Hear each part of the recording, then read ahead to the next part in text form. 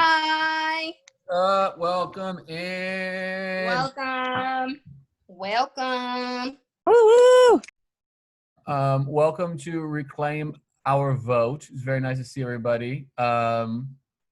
Please mute if you're not chatting at the time. Appreciate it.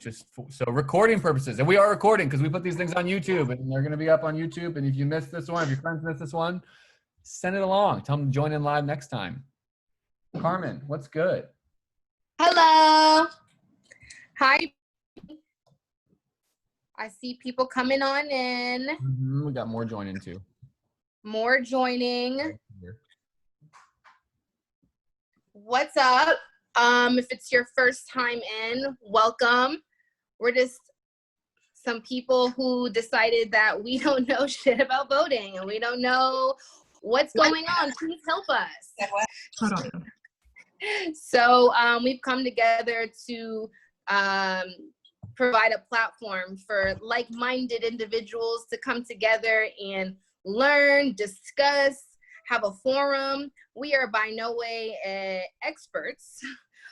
We do research. We use resources that are available to us to present information to everyone, so that way we can all be more empowered going into the world and into America as citizens who vote. And voting is very important to our world more than ever now, as things are just so blatantly effed. So kudos to you for joining. If you are a return guest, thank you so much for caring and, you know, seeing what we're doing here and appreciating it.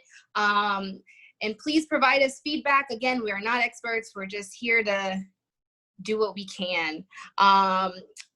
Tonight, we're going to be talking about the US Department of Education, school system situations, Betsy DeVos, and honoring some legendary men who passed away.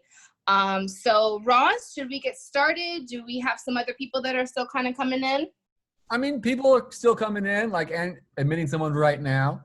Welcome, Andrea. But yeah, just admitting people, but why don't we get going? I know Pierre J is here. I don't know if Shines is joining, Carmen. But why don't we get started? He should be. Guess we'll find out shortly. So you guys, again, this is Reclaim Our Vote weekly on Wednesdays, 7 o'clock Pacific Standard Time. We have partnered with two very important organizations, budding organizations, Black voices in the community that deserve to be heard, that need to be heard. So please get familiar, one of which is Be an Ally. Pierre J is one of the founders. Are you on the call? Please unmute yourself. You said it mid-chew. Hold on, y'all. It's snack time. It's 7 o'clock, you know? Right. Right. It is dinner, but I make sure that I make it to this call. So hello, everyone. My name is Pierre J. Lyon. I am a co-founder of Be an Ally. And Be an Ally is a social justice platform that's in the form of a web page. And what we offer is we are a directory of resources for those who would like to contribute to like the Black collective in this fight. So when you think of resources, we're talking about different ways that you can contribute that doesn't involve you actually having to go out and protest. So with that, there are different avenues that you can take and choose to support. Sorry, my kids are in the background, they're kind of loud. But in those routes, like you can contribute to organizations, whether it's like bailout funds or community organizations that are also like trying to, you know, shift action. You can, if you're a lawyer, you can offer your services for like pro bono services for those that are actually like in the streets protesting. We have a tab where for those who would like to communicate what's actually going on, but they don't have the verbiage to say it, they can go use our Courageous Conversations tab. Every week we post a new topic. So this week we're talking about defunding the police and introducing a new term, which is domestic counterterrorism. And for those that don't really like have an idea of what that is, like just take a look at Portland. So Portland is an example of domestic counterterrorism. And what we are doing is shedding light on these terms that those who have not experienced what's going on, we are sharing our experience and bringing people into the conversation of what's been going on, like what the Black collective has been experiencing, and open the eyes to those who also want to join in the conversations. So if you go to the beanally.co website, there are various ways that you can choose to support, or you can just come join in on the conversation on our Facebook group, where we host the topic of the week as well as other questions that you have that you might not feel comfortable asking people of color. So that's all that I have. Very important stuff. Thank you. We look forward to, as this Be an Ally buds and just grows more. I mean, it's just such an important tool and database that you all are creating. So thank you guys. Make sure you tap in. They're on Instagram at Be an Ally and _ I believe it is. Be an Ally _ okay, cool. And then Black Boys Recycle is another one of our partners. I do not see Shines on the line. I believe he got caught up with a meeting that he had previously, but he is one of the founders of Black Boys Recycle. It's just a organization dedicated to, you know, shifting the paradigms, thoughts, and ideologies that are around Black people and minority people and underserved people through activations and different things that they bring to the community to invoke change and to bring awareness. So they are at Black Boys Recycle. They also offer products that are refashioned things that are now created and to be more useful. Okay, so taking trash and making them something new through recycling, obviously. But they are at Black Boys Recycle, so we don't have Shines on the line, which is fine, but check them out, really important as well. Can you talk about Lemonade Stand really quick? Because I know they have one on August 1st and the 9th. Yes, so they are working on doing more of those. So the Lemonade Stand that they did earlier this month, I believe it was an activation centered around bringing awareness to a Black family in Bel Air who over the past, I'd say, couple of months have been the target of police, right, getting called on them, for the kids being harassed, the family getting harassed through their neighbors, and they would play music in the form of protest as uprisings began, and they had the police come at least 3 times every day. They've amounted of $5,000 of citations, and so Black Boys Recycle created a lemonade stand for the children who also have been sprayed by hoses by their neighbors, and just really just discussing behavior from their white neighbors. So Black Boys Recycle created a lemonade stand for the kids to raise awareness, to show support, to rally people together for them and raise money to help, you know, with those citations that have amounted to over $5,000. They got, through the help of everybody who was there, who attended, were able to take almost half of that down for them. So that was really cool and exciting, and they look to do more installations, activations like that very soon. So on that note, I'm gonna go ahead and get into our segment. This is our 4th session. Again, Reclaim Our Vote is here to break down the intricacies of voting and these elected officials and what does this stuff mean. We're here to talk about it. Tonight we're talking about the education system, but first and foremost, we wanted to pay homage and just speak a little bit about 2 great heroes and legends of the civil rights movement who passed this past weekend. Of course, one of them, C.T. Vivian, Baptist minister, referred to as Martin Luther King's field general. He was a member of Dr. King's circle of advisors. His civil rights work continued for 50 years, and he also received the Presidential Medal of Freedom in 2013, which is the nation's highest civilian honor. You know, the other, of course, was Congressman John Lewis. He was one of the youngest to speak at the March on Washington. He was just 23 years old. And he was also the last surviving member of the Big Six, which is the group of prominent leaders in the civil rights era around Dr. Martin Luther King.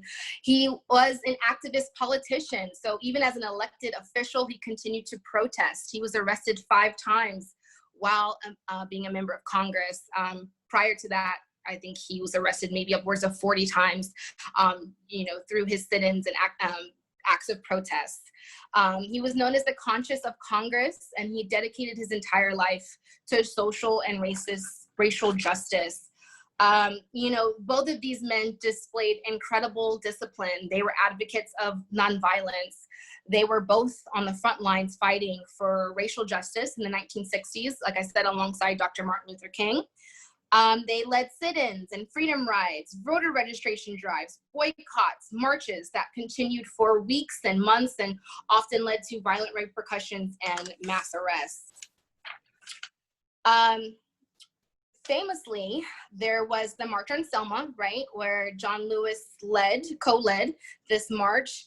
Himself and the hundreds of peaceful protesters were attacked with such relentless brutality that the incident actually shocked public sentiment. Okay, so this is before the internet. This is before people were aware of what was really going on the scale that we are in 2020. People are still shocked and appalled, but this is one of the incidents that really showcased the terrorism that Black people faced day to day.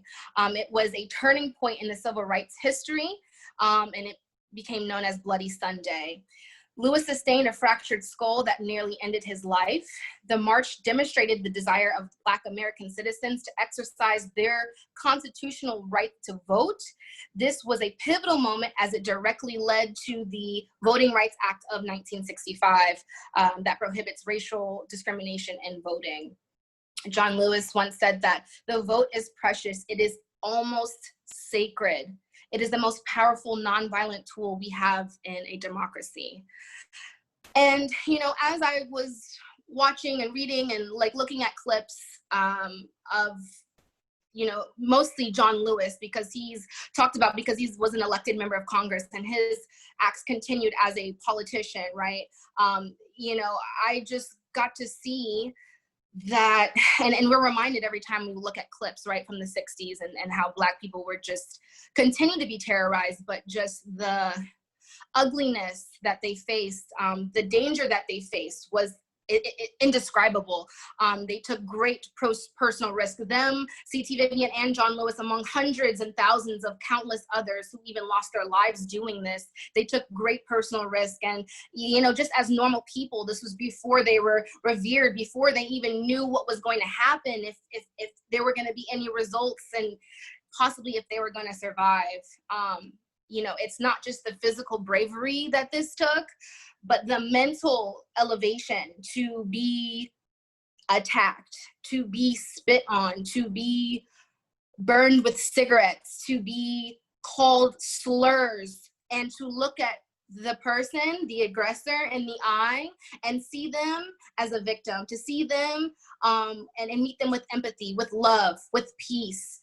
That I can't put into words how out of the world that is. I can't put that into words. It's incredible. And so it's just really important that we honor these people, and unfortunately that they've passed, but hopefully we can learn from them and continue to watch clips and watch documentaries and read books that they've written and things that they've contributed to.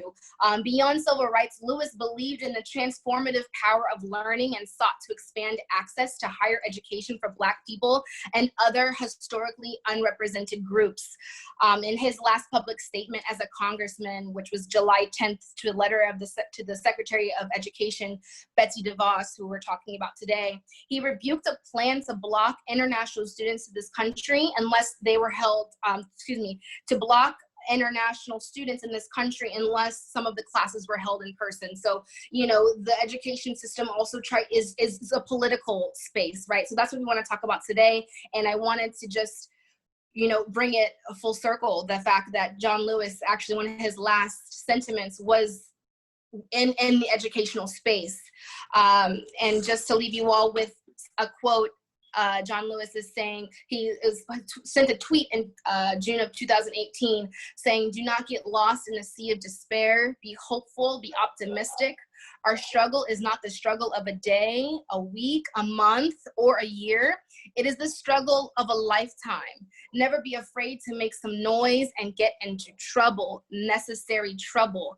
And he has a documentary on Amazon called Good Trouble. I highly recommend that you check it out and just take a glimpse into where we've come. And although we've got so far to go, it is a little bit of hope to see that we have come some way, you know, and there have been people who have paved the way for us to get to this moment. And we need to take the duty of voting, which we are, seriously, and to empower ourselves to continue to do these men's work. And so with that, I will go into our segment of the evening, which is centered around the very mind-boggling concept of the U.S. Education Department. And you know, it's relevant, right? Because we're talking about if kids are going back to school amongst the pandemic, and what school, what's going on, like what are we being taught? There's so many questions that I have, and Ross and Kyle and I were talking beforehand, and it's a lot. So we hope to present another session centered around education. So you guys just strap in. This is going to be kind of covering broad topics within education, but we hope to revisit very soon. So with that, I want to go ahead and segue onto Kyle, who's done so much research to bring to us today, and we're so excited to learn. Hey, thank you so much, Carmen. That was so beautifully spoken. And yeah, I love hearing you speak. So Thank you. We get to do this together. So the Department of Education, let's just start there, guys. Basically, to piggyback off of what Carmen was saying, is that there's so many corners and weird situations that are going on within the Department of Education. And while it is so small, it seems like it's such a large topic. So I'm going to try and do some overarching information about it. And then hopefully in Reclaim Our Votes to come, we'll be able to sort of narrow in and really get into the nitty gritty. But as someone, I like to start with saying that I come to this as someone who's always felt like they knew what was going on. And that's because I've always skimmed the surface, but really doing the deep dive and making sure that you understand specific words and exactly what something does. So just starting off with, what is the U.S. Department of Education? So the U.S. Department of Education is a United States executive department, and it was established in 1980. So only been around for 22 years, really interesting. It was formed to promote educational excellence and ensure equal opportunity for public schooling. Of the 15 cabinet agencies, the U.S. Department of Education has the smallest staff and is the third largest discretionary budget. So kind of doesn't make sense. Betsy DeVos, and am I saying that right? Devil, I'm not sure. But Betsy DeVos is our current Secretary of Education. So the federal government provides about 12% of the overall education spending of $1.15 trillion budget. The department implements laws passed by Congress, right? And administers grants to states for certain programs. So I'm going to repeat that because I think that's important. It implements laws passed by Congress and then administers the grants implemented by Congress to certain states for certain programs, kind of like No Child Left Behind, Race to the Top, Title I school improvement grants, which that is a whole nother story, which we can go into later. We're going to try and cover the overarching right now, but it is mind-boggling. Okay, so what does it do exactly? And I took this directly from the education department website, just so we get like what they think they do. So they provide financial aid. The educational department provides federal aid to different programs based on merit or individual financial need, also provides funds for unique populations. And then they gave a lovely example of how they give money to Native American students, which I just felt was unnecessary and, you know, just kind of gross for them to say like, look at us, piggyback. The money can go to different programs or specific individuals, including students applying for college. Oh, we all love that. It collects educational data. So when schools undergo educational reform, when has that ever happened?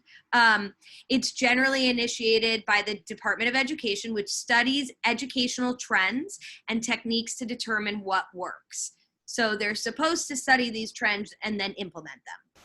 And then third, it identifies education issues. So it works to recognize issues in education and, which I felt like this was an interesting thing that they wrote, make them public so that they can work to find out potential solutions, which is ironic because a lot of the like hardships that schools are facing is usually kept under wraps. So what we can learn from that bare bones description is that the education department really also likes to skim the surface. Okay, so Betsy DeVos. Now, I know that I saw this meme that said that Betsy DeVos is the original Karen. And when she came into office, I know it was very scary, and we all sort of had very icky vibes because of the way that she spoke and the way that she, and the background that she came from, and obviously the person that put her in that place. But to really know her is to truly hate her. So she is a billionaire philanthropist who attended a private Christian school in Michigan and sent all of her children to private Christian schools. And she has had little to no exposure to public education before taking office. She became a champion of privately run, publicly funded charter schools and vouchers that enabled families to take tax dollars from public education systems and put them into private sectors. So we're going to talk about the difference between a charter school and a public school in a minute. But it has been quoted as saying, here you have someone, right, whose job it is to help students, 90% of whom go to public schools, right?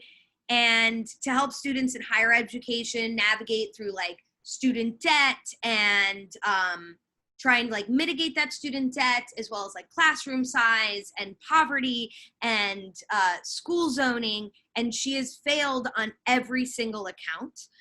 Instead of helping those people, she has basically tried to defund and dismantle public education and make it harder to help kids in public education entirely. DeVos has basically spearheaded the withdrawal of federal guidance developed under the Obama administration. And this was something that basically spelled out protections for transgender students under an education amendment of 1972. So she withdrew that. She has also proposed a requirement that colleges allow cross-examination of sexual assault and harassment accusers.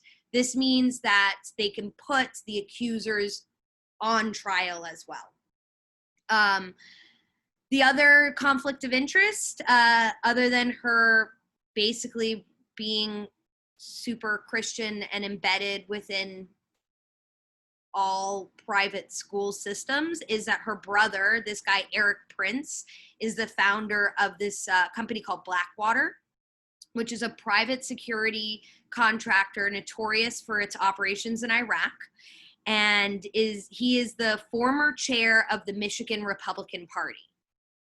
So critics say that she used her wealth to push legislators to defund public education in favor of for-profit charter schools in the state of Michigan, and students' test results have suffered badly as a consequence. Michigan is like a whole, like, what we're talking about, like Portland being like this, like this training ground for things that they want to do. That's what Michigan has been sort of for education for Betsy DeVos. Okay, so after this all happened, the NAACP joined a legal fight to prevent the United States Secretary of Education, Betsy DeVos. Sorry, that's somebody's ringing my doorbell and they're just gonna have to wait. Sorry. Ziggy, it's okay. Ziggy, we're talking education. Ziggy, shush. Give me 1 second. My dog's very demanding. He's so sweet though. He's very cute, I promise. Hold on. Ziggy, stop. You're You guys haven't met Ziggy. Ziggy is a French bulldog. There he is. Look at him. Look, he's just trying to protect us. He's just trying to protect us. Okay. We needed a guest appearance. It's perfect. Sorry. Okay. So NAACP, right? So basically, they decided to enter into a legal fight with the Department of Education and DeVos specifically because she has been siphoning away congressionally approved emergency COVID-19 relief funds from economically disadvantaged public schools and is giving the money to private ones. I think it was literally last week that they filed in federal court accusing DeVos of illegally changing the rules for allocating $13.2 billion in coronavirus aid relief and Economic Security Act, which is CARES, which I feel like we've been seeing a lot. That money to benefit wealthy private K-12 schools. And there was quotes from the NAACP, this guy, Derek Johnson, who's the national president, saying, "You are literally robbing from the poor to benefit the rich." She's trying to increase allocation disproportionately for private schools over public schools in the midst of a debate over whether or not schools should reopen. It's horrific what she's doing. The other thing that happened, and this is a couple years back, but I felt like it was important to discuss, was so they rescinded guidance documents in July of 2018 that had been issued by the Department of Education in the Obama administration. And the guidance documents encouraged institutions of higher education to consider race as a factor in admissions process as a means of achieving student diversity. So they rescinded that as well.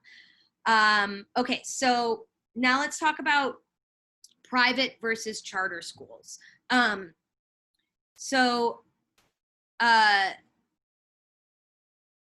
Secretary of Education, Betsy DeVos, right, announced that the Department of Education awarded $65 million to create and expand public charter schools. This is like big news. I remember seeing the $65 million, and this was supposed to be like her one menial win. She claimed that hundreds of thousands of kids were on charter school wait lists and that these charter schools would serve families living in economic distressed communities. And the Department of Education's press release, basically what they don't mention, what everybody's sort of coming after her for, which has happened in the past, is it doesn't mention how the federal agency will monitor and account for the effectiveness of the $65 million that are being allocated to the 13 charter school systems across the country. And according to this 2019 report, it's called Still Asleep at the Wheel, how the federal charter school programs were, I'm gonna repeat that. Just do it at home. Asleep at the It was just gonna be fake account. Whoop. I know, it's aggravating. We're all upset. Join in. Still asleep at the wheel. How the federal charter school programs results in a pileup of fraud. There's been over $1 billion in federal funding for the charter schools that in the past that has either never been opened or has since. So there's been already $1 billion set aside for charter schools that was never even touched or allocated. So we don't know where it's gone, what it's doing. And because of that, it's impossible to document the total waste of the entire 25-year program of charter schools, basically, because the department never required states to report the names of funded schools until 2006. So she's basically doing, she's saying all this money is going to go and be allocated to all these different schools, but this has been proved as something that just does not work and has just left all this money in the ether. We don't know where it's going. And now we've documented, basically there was hundreds of thousands of dollars that were awarded to schools from grants, but that were never opened or that have closed. So basically schools would apply, they would receive the money and then allocate it, but it would never be monitored. So we would never know where that money went to. It could have gone straight back into school board. It could have gone to certain programs. It could have gone to certain charter schools, not within disenfranchised communities. And in addition, of the 13 charter school programs that are recipients of the latest round of the Department of Education's charter school program, some of them have ties to the DeVos network. So meaning like they have had their hands in her cookie jar. Okay, student loans. This like gives me nightmares. Even just reading about student loans made me sick to my stomach. So what is a student loan? A student loan can come from the federal government, from private sources such as a bank or financial institution, or from other organizations. Loans made by the federal government, called federal student loans, usually have more benefits from loans from banks or other private sources. They're also, when we're talking about it, the most readily available when you go in to apply for loans, which is why it's so fucked up, because they push you towards those. I was on one of them. Okay, so let's talk about all of the shit stuff that DeVos has done since she's been in office having to deal with student loans. So DeVos tried to delay an Obama-era update to the borrower defense to repayment rule. So the borrower defense to repayment rule is a federal regulation issued by the US Department of Education that allows federal student loan borrowers who were defrauded by a college, university, or career to seek full or partial forgiveness of those loans. So I'm going to talk about examples of these, but it's basically an institution or a college that said, if you come to this college, we are going to figure out how to get you into the workforce. We're going to get you jobs afterwards. If you take this, we're going to, and that can mean like fucking college fairs and shit, like with job opportunities. But a lot of it has to do with these like smaller schools that are for specific, I can't think of the word. It's like when, you know, when you're going to a college for like a specific, like a Phoenix, you know what I mean? Trade school. Vocational schools. Yes. Okay. So the Obama administration update included new protections like forbidding schools from preventing students from suing in-class lawsuit actions. But a judge found DeVos to delay this rule as unlawful and arbitrary and capricious. So basically, like, she's been going to court left and right for all the shit that she's done over the past 4 years. She also failed to cancel the debts of tens of thousands of borrowers of the government already deemed entitled to relief. Another lawsuit challenged this failure, and the court ordered DeVos to halt debt collection for any borrowers covered by the lawsuit. So 16,000 students and parents were collected from anyways. So basically she already collected this money and they won't be getting it back. DeVos was held in contempt of court and the department was fined $100,000. I was trying to think of 16,000 students and how much, even in a smaller vocational school, even if you were going to a state school, how much that would cost you over 4 years. And to think and to measure that against the $100,000 makes my skin crawl. So even after this, right? So even after this ruling, the $100,000 ruling, there was, the department found yet another 17,258 borrowers it had illegally collected after the ruling. So after they charged her with $100,000, they still continued to charge almost 18,000 students that money that they had rightfully won back. Then, okay, in Massachusetts, so this was sort of like the most well-known case. It's Corinthian College. So basically, on the behalf of 72,000 former students of Corinthian College, and we can think of these colleges as those vocational colleges, very similar to like what Trump like erected. So basically what this states is the college promised professions after graduation. A lot of these online colleges, a lot of the vocational colleges, that's what they do. That's what they promise. So in 2018, a court found DeVos had illegally seized the tax refund of 2 Massachusetts borrowers, given that they had open applications for debt cancellation. But DeVos kept on illegally seizing other Massachusetts borrowers' tax funds even after this ruling, leading to another lawsuit. So in June of 2018, they had ordered to cancel the debts of all 7,200 former Corinthian College students in Massachusetts. And even after that, she still illegally kept collecting. Then, after all is said and done, right? So now come to, I think this was done like late 2019, early 2020. What did Betsy DeVos do? She rewrote the borrower's defense regulations. So this thing that has been putting her in court year after year after year, what does she decide to do? Rewrite the entire regulations. So now, almost no borrower will ever qualify for debt cancellation again. The department itself estimated that about 3 cents on every dollar borrowed will be forgiven under the DeVos rule. Only 3 cents. Her rewrite was so dramatic and drastic that 10 Republican senators joined the Democrats to vote to overturn her rewrite. She is a fucking nightmare. Yeah. Oh, I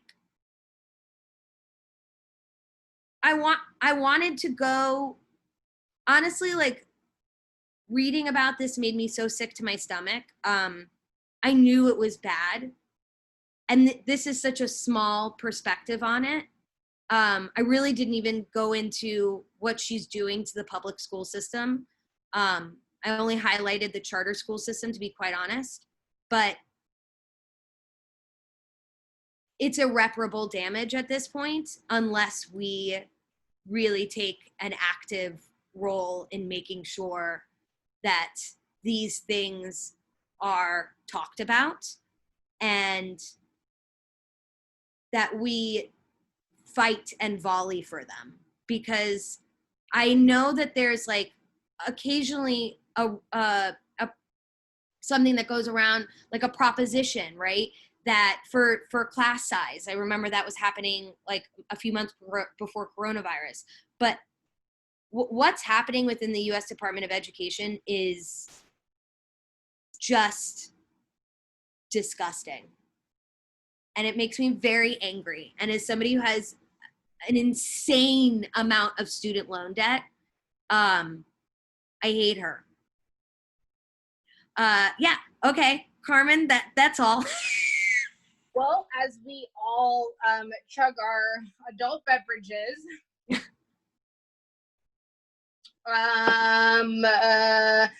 you know, nothing surprising to me at this point. I know.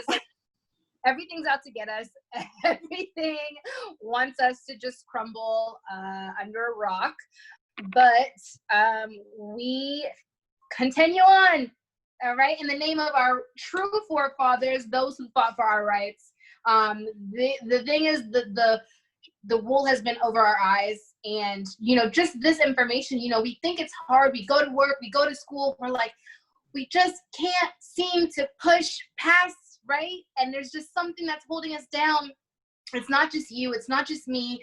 It's meant to be this way. And this is another reason why we've all come together here on Reclaim Our Vote to illuminate the fact that the system is designed at every level, at every turn, to keep us down, and these certain 1% continues to be in power. You said she's a billionaire philanthropist. That doesn't even make sense. That shouldn't even go together. Those two words are billionaire and education. That's the only time billionaire and an education, or someone who works in education, has ever been in the same sentence.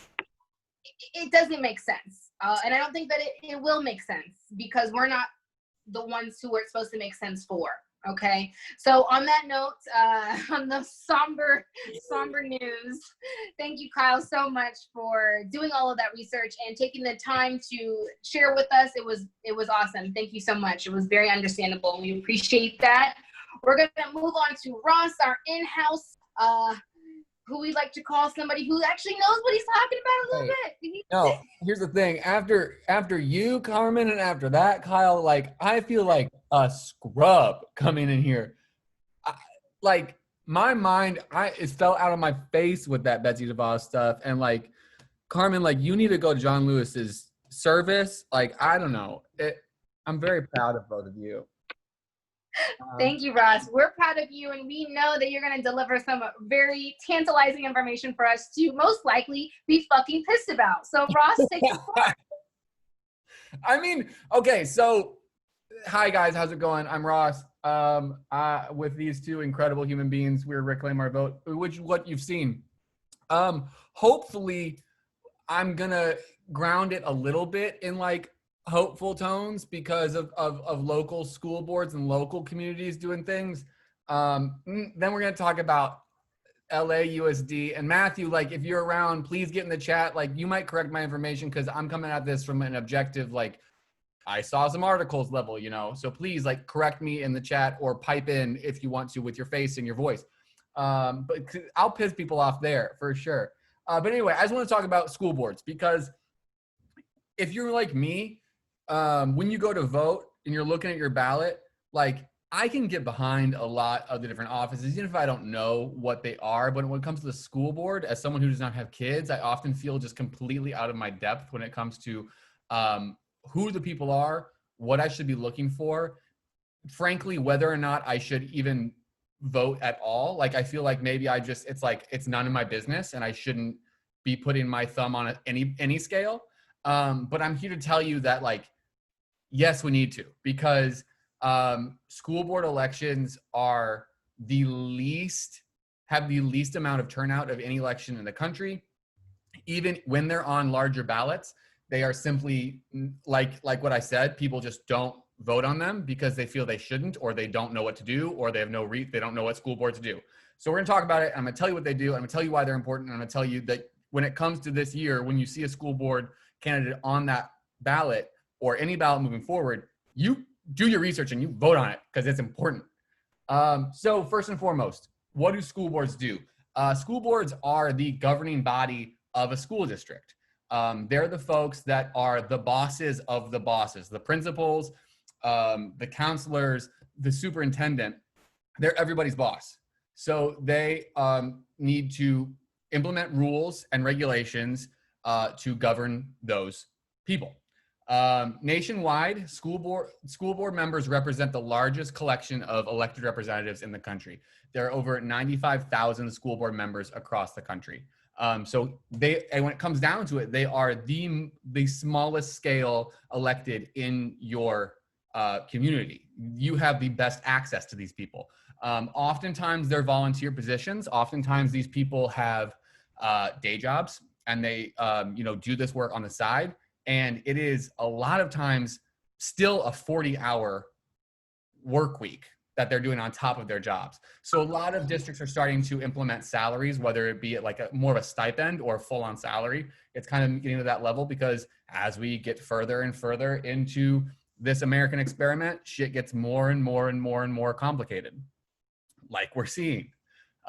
They're really complex organizations. You need to have a lot of skills in your school board to be able to manage the incredible complications and difficulties that come with running a school district. I don't even want to be near a superintendent's office or a school district office right now as they're trying to figure out if, how, and when they reopen their schools amidst everything going on.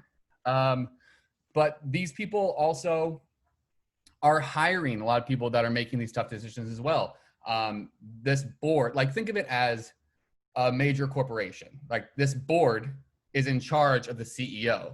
The only person that can take out the CEO is the board. So they hire the superintendent, they advise the superintendent, they bring the superintendent in for reviews, and if necessary, they fire the superintendent. They're also kind of a judicial body. If there's conflicts within the school board, a teacher's dispute, a serious dispute with a student, they'll come in and try and resolve those conflicts as well. There's kind of 5 functions that a school board should try and achieve. They should set a vision, pretty much establish a clear vision of what the style of education, the quality of education should be in their district. Advance different policies, whether it be implementing something new, reforming an existing policy, or getting rid of policies that weren't working. Demonstrate accountability, really maintain that what will and will not fly within your district. If a teacher is doing things that should not be done in a school board, getting rid of that person. If a principal is, stealing funds or embezzling, like getting rid of that person. Play a leadership role in the community. Like I said, these are your most accessible elected officials. These should be people that are very much at the table when it comes to what's going on in our community and representing the values of your community. And forging consensus. A lot of times, community disputes come in school board funding. Which school district in your community has more money or less money? So school boards should work to bring all the neighborhoods within the community together for a set vision, a set goal. So that is kind of what they're trying to achieve. Like I said, why we should vote for these people? It's because, as it turns out, nobody else is. Across the country, the average school board election pretty much sees about a 10% turnout. That is horrific. The New York City School Board, first largest in the country, as you would expect. The LAUSD is the second largest school district in the country. That's probably what you would expect. I'm going to give you some turnout results from the last 4 elections for LAUSD board positions. 2015. There we go. Okay. Didn't even call you out there. 2015 LAUSD races were 10% turnout. 2017 LAUSD races in the first March general election had a 17% turnout, so really good. But in the 8.5, but in the May runoff election, where they actually chose the school board member, 8.5%. Across the board, the average across the board for all elections in LA City in 2017 was 12.1%. So across the board, pretty incredibly bad. But I just want to dig into one particular race in 2019 where it was especially egregious. So this was for District 5. The current board member that was running, that won that race, her name's Jackie Goldberg. The final election was on May 9th of 2018. It was a special election to take over a seat for a board member who had passed away. Spending for that election, that special election, was $2.8 million across the campaigns. Turnout was 8.9%. For that district, District 5, there were 315,000 likely voters. So of everyone in that district, which is, LA, so it's probably close to 1 million people, if not more, there were 315,000 people that could be probably counted on to go and vote if they had a little kick. Of that pool, only 47,000 people ever received any sort of outreach from either of the campaigns. So let's think of it this way. On a scale of 1 to 5, when it comes to your likeliness in voting, you're a 1, you're probably not going to do it. You're a 5, you're absolutely going to do it. They only targeted the 5 out of 5 voters. So people who would vote, 3s, if they just were told what was going on, made aware of it, were completely left off. The people who definitely vote, who were already tuned in, were the only people even getting mail, and they were being inundated with multiple mailers a week, multiple calls a day. So most of the people that went to vote were so pissed off by the end, they resented both candidates. They both had like negative approval ratings. And then Loyola Marymount University scientist Fernando Noguera said, the political science data is overwhelming, that if you contact people, they're going to turn out. But as I mentioned, no one bothered besides the people that already knew what was going on. And I just also want to say that that district, so it kind of represents up in the north, Silver Lake, Echo Park, parts of Los Feliz, and in the south is like Bell. So in the north, very predominantly gentrified white neighborhoods, upper middle class white families. In the south, predominantly Latino. In fact, the district is 56% Latino. Where do you think all that money went? All that money was spent in Silver Lake, in Echo Park, for white people, and white people were predominantly the people that came to vote. That, 250,000 people that no one bothered to contact, those were our Latino or Black and brown communities that just no outreach was done. Then there was, in 2017, there was a race for District 7, which is currently held by Nick Melvoin. He was one of the candidates in the most expensive school board race in US history. Between the two campaigns, Zimmer, I forget the gentleman's first name, Steve Zimmer, maybe? No, that's not right. That's like a travel guy. Hold on. Where is it? Yeah, Steve Zimmer, I was right. Okay, so Steve Zimmer and Nick Melvoin, the two campaigns spent $15 million and about 10% turnout. 33,000 people ended up turning out for a race in which $15 million was spent. And that was largely spent between very pro-charter groups and very pro-union groups. The union groups were supporting Zimmer. The charter groups were supporting Melvoin. Pro-charter groups spent $144 for every single vote that was cast. And union groups spent about $81 for every single vote that was cast. That's insane. Like, paying that much money for one person to go and show up, that is crazy. And it's because they're doing the same things. They're not reaching out to people. They're not doing anything to reach out to people. And they're creating a war. So right now there's two very pro-charter people on the school board. Her name is, she's 6.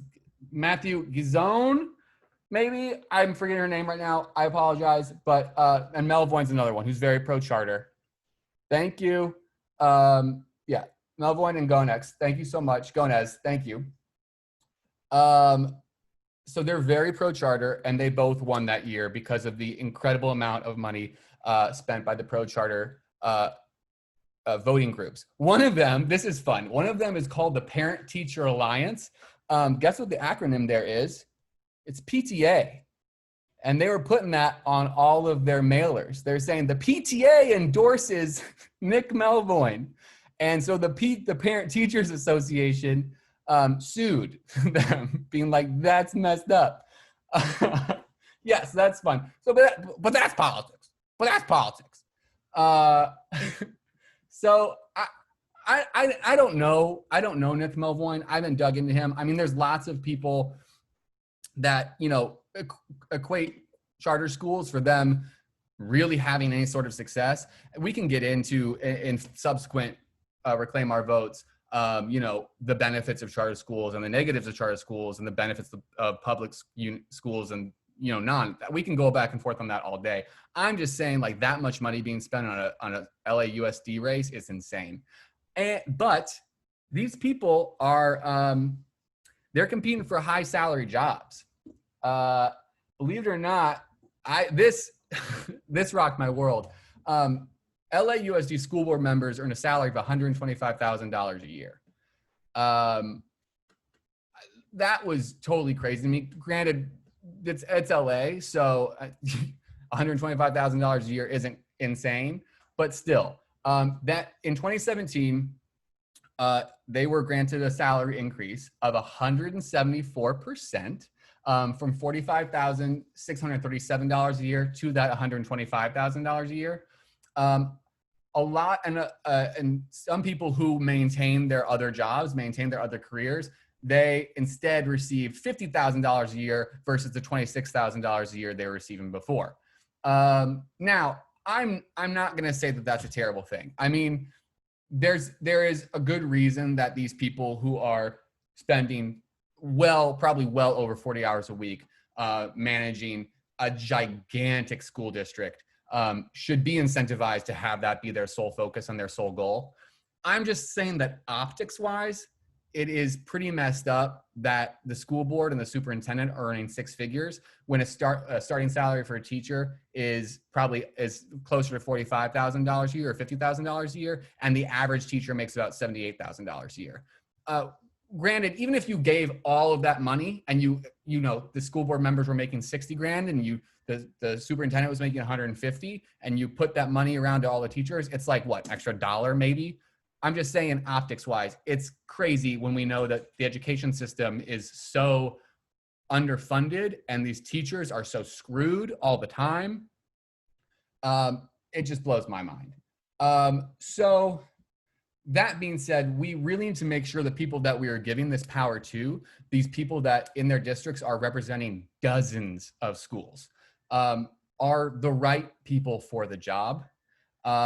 I talked to one of my friends who's a teacher, and he really wanted to make sure that, you know, the people who are representing the schools were once a teacher or understand the education system, specifically the education system and the structures of that school district, or have children that attend schools within that school district. At least have some sort of ties to the education system at minimum, a spouse or a parent who is in the education system. They should also deeply, even if they are a proponent of charter schools and have worked in charter schools, should understand the public school system deeply. Need to know the ins and outs, the positives and negatives, and how it works, because that is predominantly the schools that they will be managing, serving, and hiring for. And then just also, like, this is something we're seeing more and more, especially as we are entering into another financial crisis. The importance and the need for extracurricular and after-school programs are so essential. So that is really, really useful. But broader than that, I mean, we need to make sure that the board understands the plight of the communities that they're serving, that they understand the values of the communities in which they're representing, that, you know, if we can, they look like the communities that they're representing, and that they are able to be a voice for that community to, as we talked about earlier, resolve disputes in the community, be a peacemaker, and make sure that they can work through things to make sure the money is going towards the betterment of the education system, the bettering of the plight of our kids, and that teachers and kids are the focus. And I think that's so often not talked about. So when you see a school board election, in summation, just go do your research and vote. Get your friends together. Each one of you research one of the candidates and figure it out, because it's so important.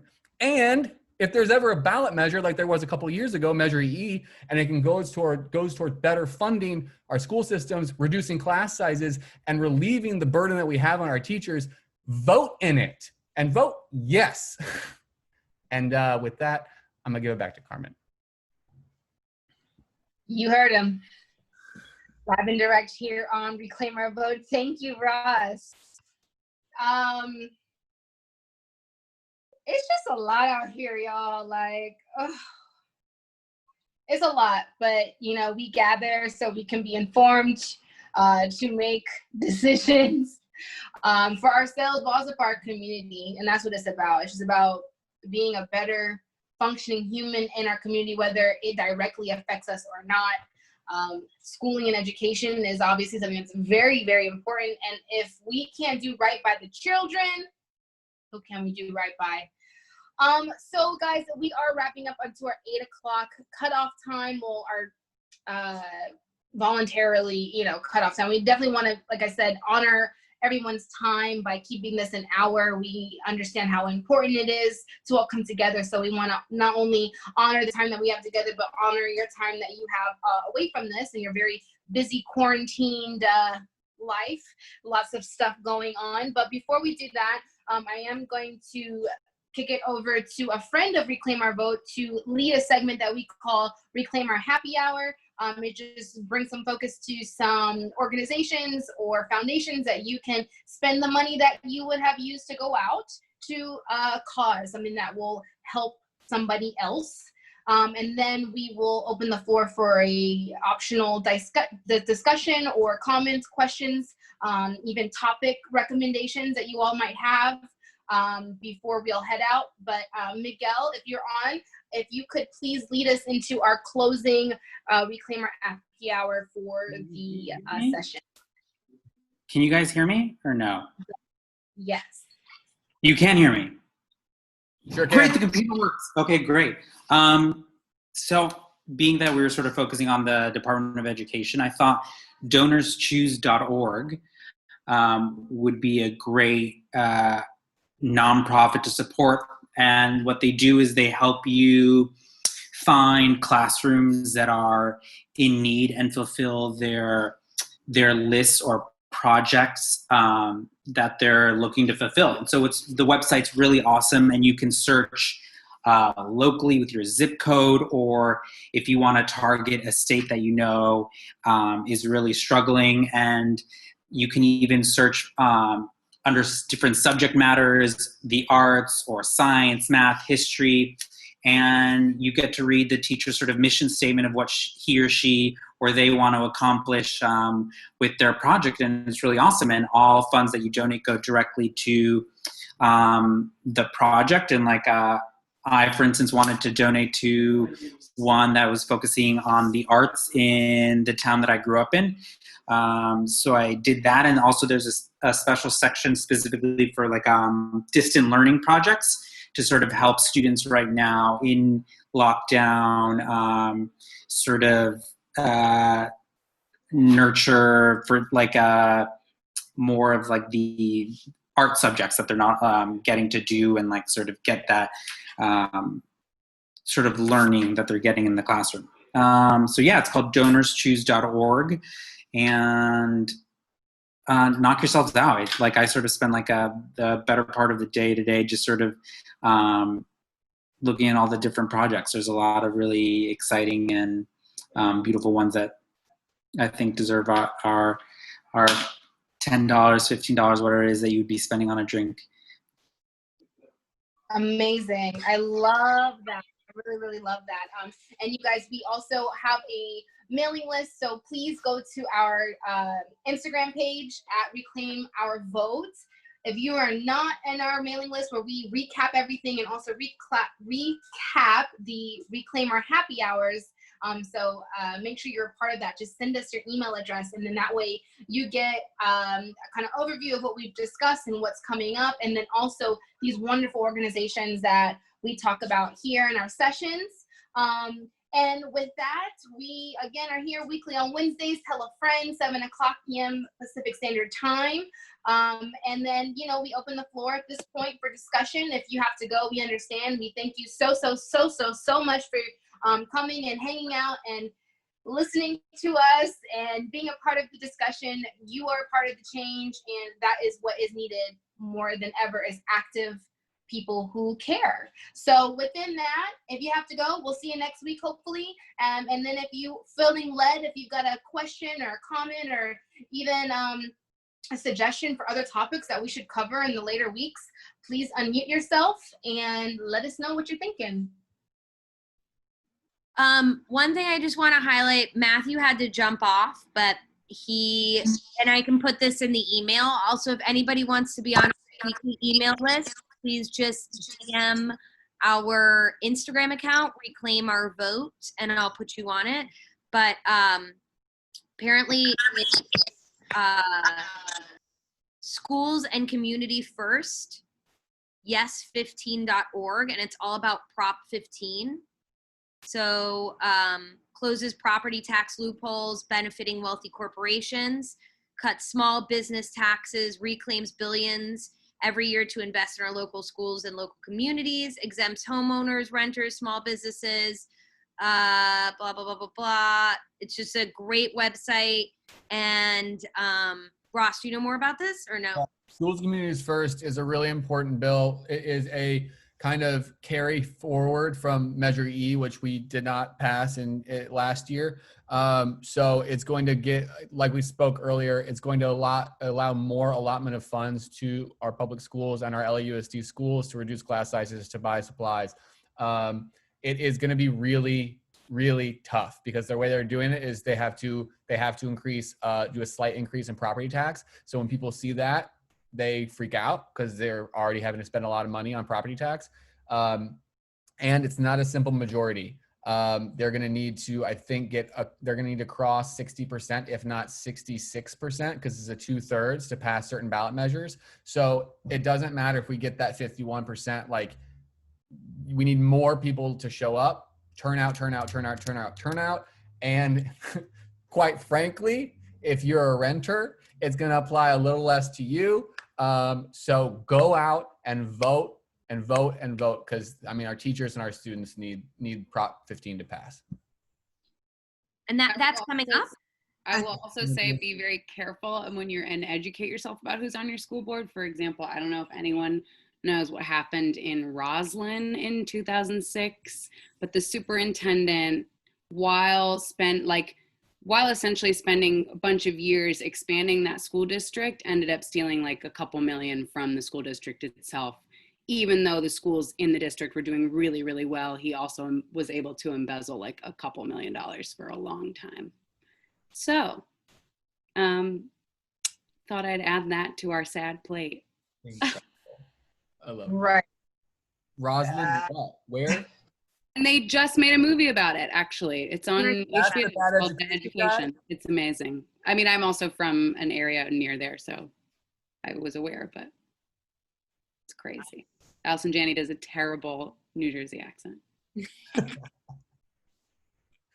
I need to watch that because it's apparently a really crazy story. So thank you for the endorsement for Allison Janney's bad accent there. Anybody else? Anything? No need to speak if you do not want.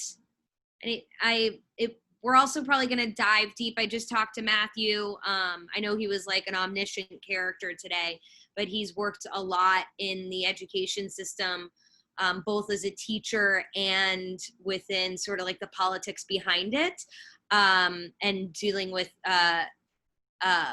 he was in a nonprofit for teachers. So he will definitely, he just said he will come back and like talk to us, which is really cool. So we'll have him on a future segment. So you'll get to meet him. Yeah. And I would love to talk about immigration at some point. I know it's a really tough subject to even begin, but yeah. Both of my parents are immigrants and it just feels very close to home. And it, I think falls under an umbrella of not just race, but of a bunch of other things. Absolutely. I have a bunch of friends who work for IMDEF, the immigration defense.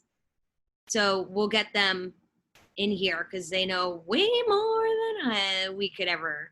So that's a great, yeah, we need to throw that in. Well, yeah, and I was just about to say, and Sydney gave me a perfect opportunity. We will be having Sydney guest host next week. I'm going to be on a road trip, potentially in the desert. So versus me just cutting in and out, I thought, what a better time to get Sid in here and talking. And you know, if it's immigration, who better? I mean, like, that's perfect. Let's talk about it, because that's going to be a really intense conversation and very in depth. And I would love your insights into that. So that is wonderful. Thank you for the who better.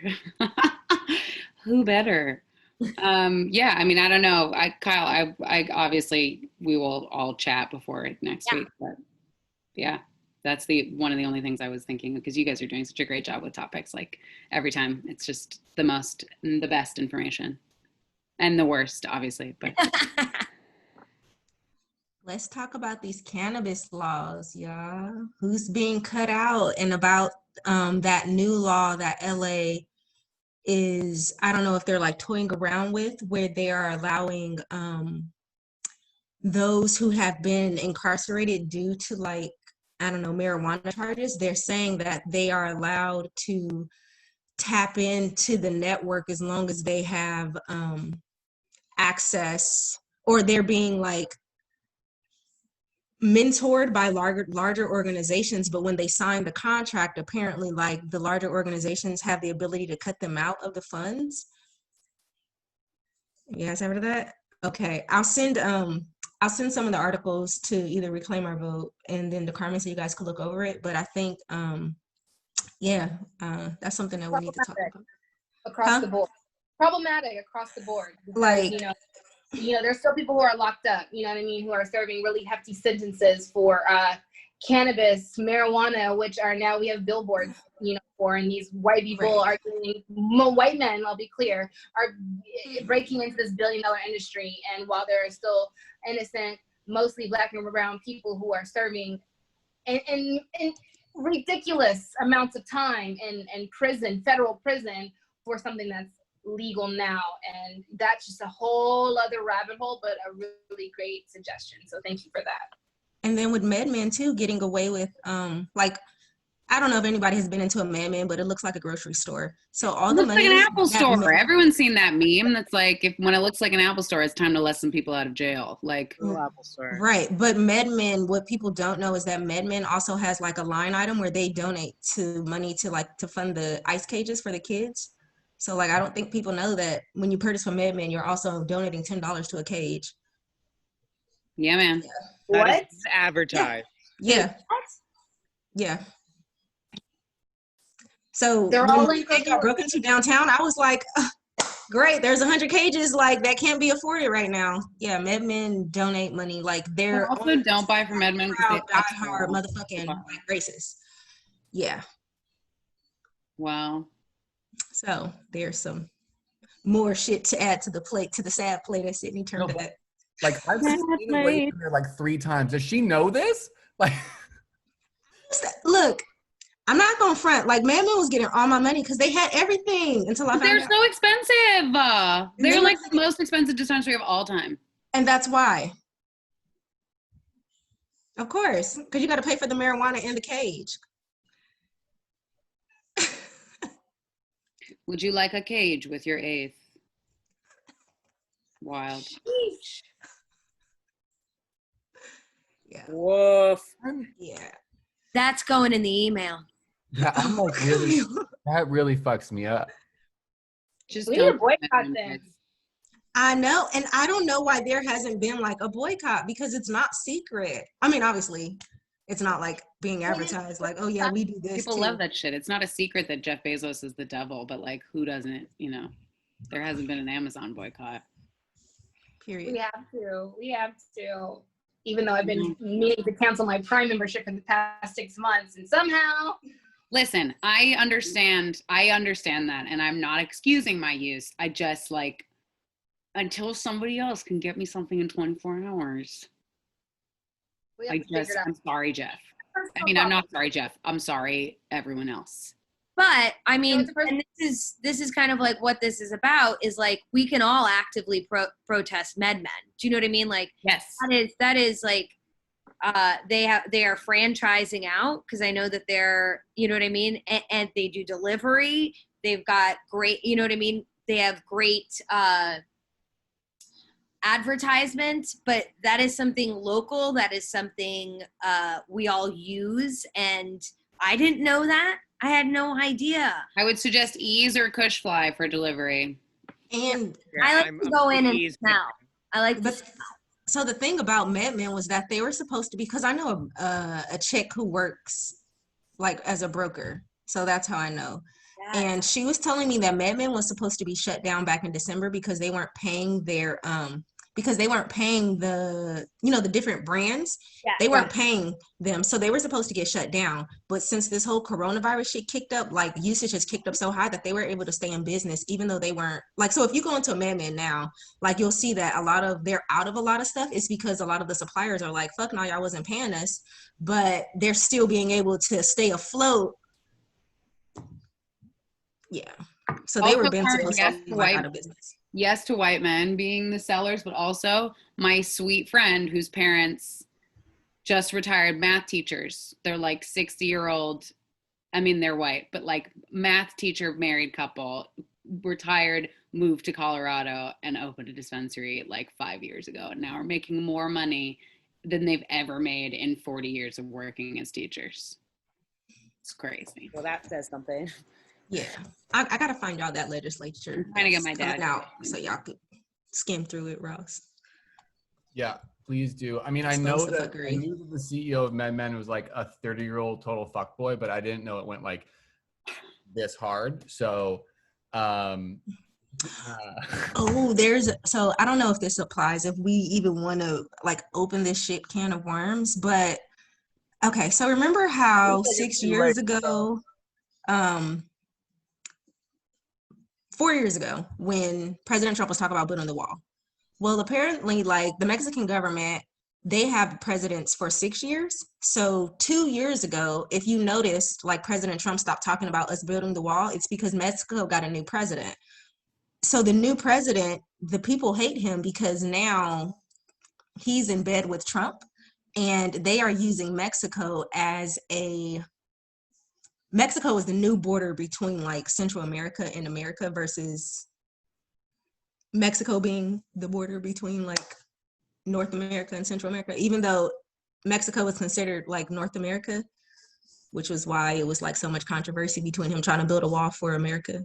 But that piece is like something that has to do with like some of the trade laws. It's like changed, and we haven't heard of any of these changes. Like the public, I don't know, maybe that's something to look into. Also, I just live for Arizona, for Mexico closing the Arizona border. I just like I live for that because of Corona, and them just being like, nah, son, you can't come here anymore. You can't come over here. Remember I'm sorry. when you wanted to build a wall? Here we are. Keep your diseased asses over there. Well, I mean, and mark my words, like, I think it's starting, but we're about 4 months out from election now. Be ready for the incredible immigration crisis that's barreling down upon our border, because he's panicked and he's going to be like, what gets my racist white folks riled up? Oh yeah, hating brown people. So we will see a huge immigration comet heading towards our country anytime now. Yeah. Right. Because when we were talking, well, I don't know if we were talking about it here, but like when that whole initial protest happened in North Hollywood, people were talking about, oh, the police were out, but then I don't know who called them, but like ICE were the ones picking up people arresting protesters. So it's just like what's happening in Portland, people are saying like, oh, they're federal troops, but if they are deploying like ICE to pick up. I think there's crossover though. I think that's the point. I think that's the scary part, is that like, I bet it's, you know, it's not like a whole bunch of new people were recruited for ICE. It's like a bunch of different officers were diverted to a different department. And now they are just wearing a different mononym on their uniform. I mean, I don't know if anybody's worked at a restaurant recently, but like, did you all get your ICE training? Because we did at Jelena. That was wild. It was crazy. We had ICE training? Training because the whole point is, I mean, Jelena as a restaurant group has 450 employees, and I would say 250 of which are from Oaxaca specifically, and there are a bunch of undocumented people, but like they've been working there for 11 years and no one cares. And then the minute that ICE became like a thing, we all had this wild week of training where it was like, okay, here are all the rules. Like they can't just come inside the restaurant. They have to ask for somebody specific. If you tell them, it's crazy. If they like come to the door, you immediately get a manager. If you let them in, they have free reign. So the whole point is like you have to like tell them to wait outside, grab your supervisor, send them outside to talk to them, and then obviously if they have somebody specific in mind. But I mean, you could ask for really general names and ask for anybody essentially. But like it was a thing. We would have like a drill every couple weeks just in case, because it was so scary. It was like and honestly, it happened once. It happened one time in a year, and an ICE officer came and he had like, he wasn't in plain clothes. He had a uniform on. I was at the door. I made him wait outside. I did the thing, but like people forget that it's not this far away thing that's happening somewhere else. It's like very real and right here. I mean, I would say 80% of the cops that you see in Arizona, Texas, and New Mexico are Border Patrol. They're not just like regular patrol officers. So yeah, let's talk about immigration.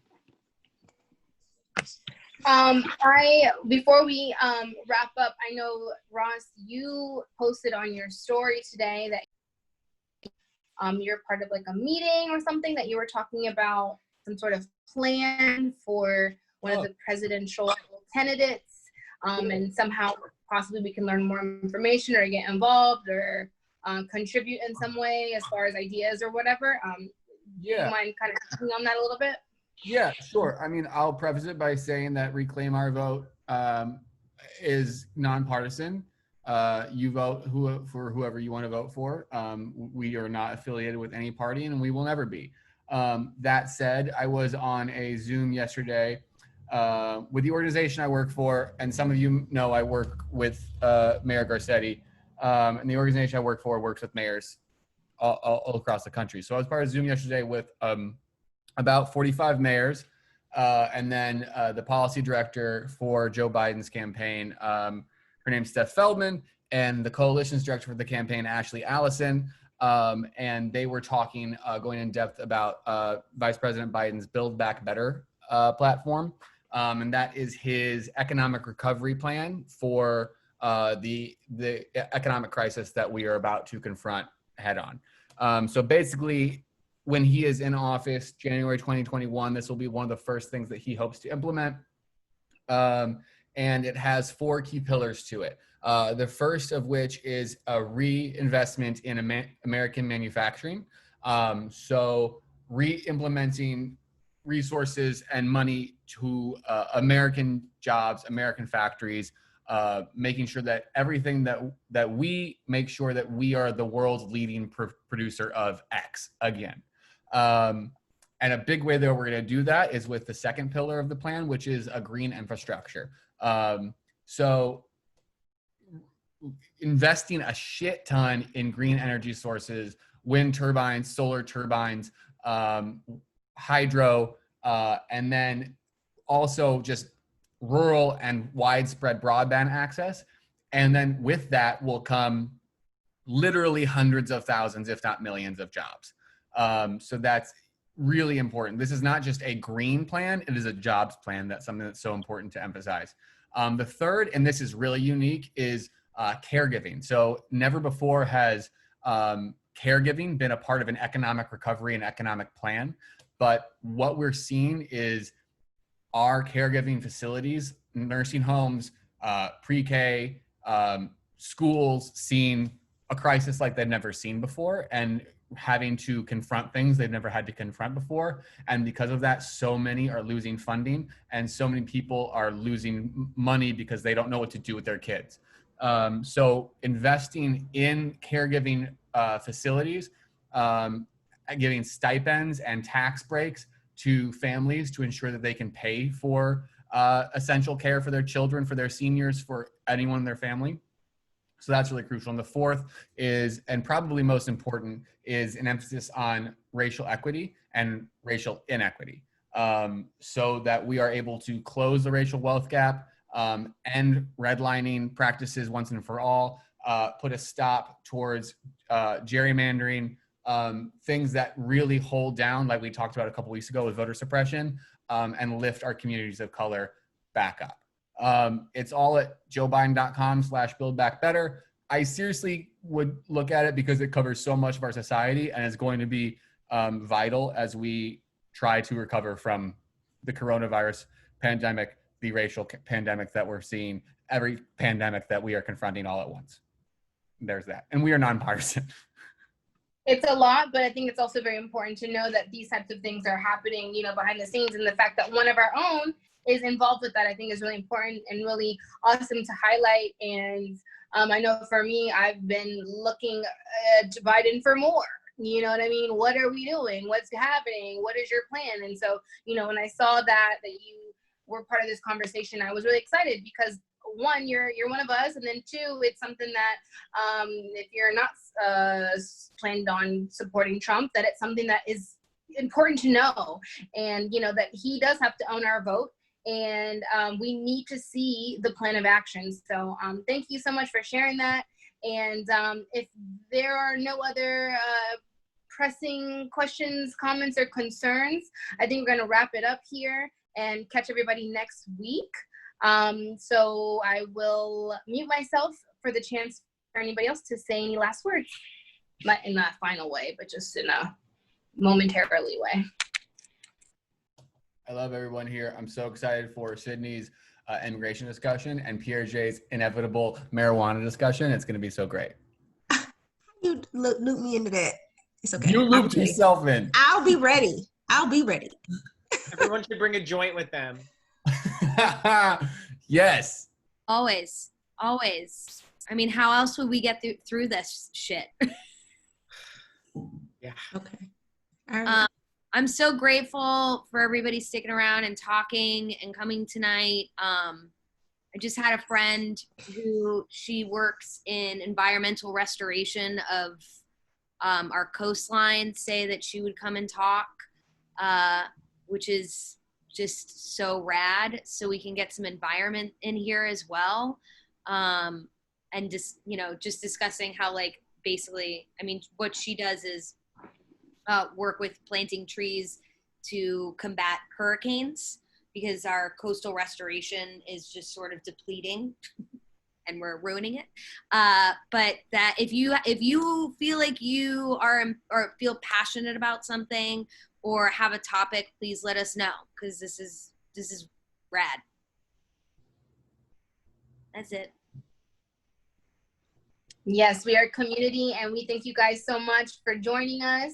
Again, if you want to be part of our email list, please DM us at Reclaim Our Vote and give us your email address, and then that way you will for sure be put on the list that goes out weekly, recapping our sessions and letting you know about the next one. But other than that, love to everyone, peace, be well, and hope. You know, just looking back and remembering our heroes, our forefathers of the civil rights movement. You know, there is hope, and when we come together and build community, that is the way that we come through all of this. So we all appreciate you, and we hope to see you next week. And let us know anything that we can do for you all, or provide any additional insight. But other than that, I think we're going to sign out. And we look forward to having Sydney a part of our discussion and leading a topic. So Ladies' night. Yes, ladies' night next week. So thanks, you guys. Bye.